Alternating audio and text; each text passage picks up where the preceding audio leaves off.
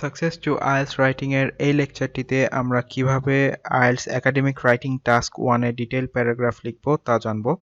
মূলত আমরা এখানে ডিটেইল প্যারাগ্রাফটি কিভাবে লিখতে হয় তা জানাচ্ছে। একটি ডিটেইল প্যারাগ্রাফ অ্যানালাইসিস করব এবং অ্যানালাইসিস করে বলবো কেন এই প্যারাগ্রাফ দুটো ভালো বা এই প্যারাগ্রাফগুলো ভালো। তো চলেন শুরু করা যাক।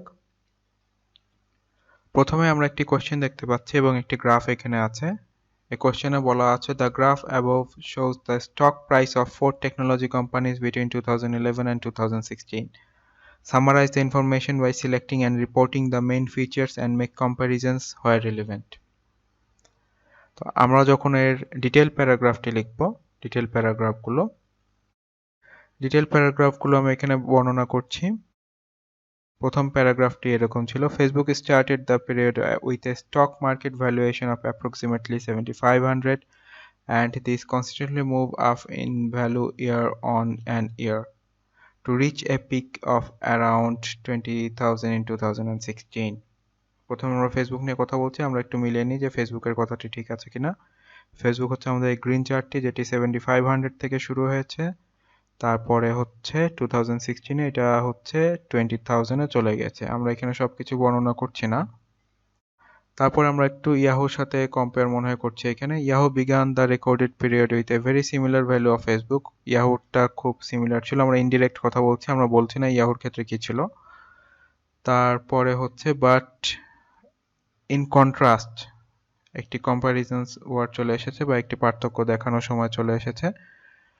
ইটস স্টক ডিভ্যালুড এভরি ইয়ার, অর্থাৎ ইয়াহুর ভ্যালু ডে বাই ডে কমেছে until it reached low of about 2500 in 2016. About 2500 use করেছি আমরা, একটি ইন জেনারেল ওয়ার্ড আমরা ব্যবহার করেছি। অর্থাৎ এক্ষেত্রে আমরা ফেসবুক আর ইয়াহুর একটি কম্প্যারিজন দেখালাম, যেখানে ফেসবুক বেড়েছে এবং ইয়াহু কমেছে। আর তারপরে আমরা আসছি অ্যাপেল। আমরা অ্যাপেল দেখতে পাচ্ছি বেড়েছে এবং কমেছে, ফ্ল্যাকচুয়েট করেছে। সেক্ষেত্রে অ্যাপেলের প্যারাগ্রাফটি এরকম হচ্ছে, Apple stock was valued at just 5,000 in 2011 and this jumped dramatically to near 35,000 the following year before plummeting to around 7,000 in 2013. It recovered slightly in 2014 to around 12,000 and subsequently fell to a price of just over 5,000 in 2016. Google shares remained at around 1000 for the entire period. অর্থাৎ গুগলের এক লাইনে complete হয়েছে, কারণ গুগলের share বাড়েও নি কমেও নি, এটি সমান ছিল, এটা আমরা বর্ণনা করেছি। অ্যাপেলের ক্ষেত্রে কি হচ্ছে, অ্যাপেল আমরা 5000 পাচ্ছি 2011 এ, তারপরে হচ্ছে 35,000 এর উপরে চলে গিয়েছিল ফলোইং ইয়ার, অর্থাৎ 2012 বর্ণনা করা হচ্ছে। তারপরে প্লামেটিং টু 7,000 in 2013, হ্যাঁ 7,000 ছিল 2013 এ। তারপরে 2014 তে একটু রিকভার করেছে টু অ্যারাউন্ড 12,000 এন্ড রিকভার করার পরে আমাদের কি হচ্ছে, প্রাইসটা হচ্ছে 5,000 এ ফল করে ইন 2016। 2015 আমরা এখানে বর্ণনা করিনি, আমাদের বর্ণনা সম্পূর্ণ ডেটা আমাদের বর্ণনা করার প্রয়োজন হবে না।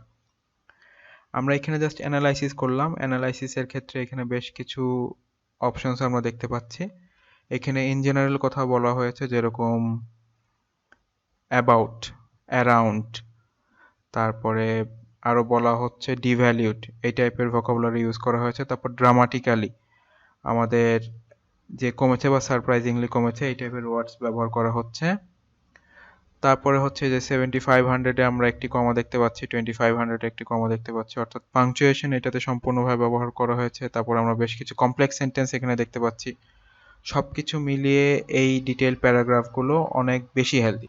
আমরা এখানে জাস্ট ডিটেইল প্যারাগ্রাফটি অ্যানালাইসিস করলাম এবং অ্যানালাইসিস করে কিছু কথা বললাম। এটি জাস্ট আপনাদেরকে ডিটেইল প্যারাগ্রাফের একটু স্যাম্পল দেখানো হচ্ছে।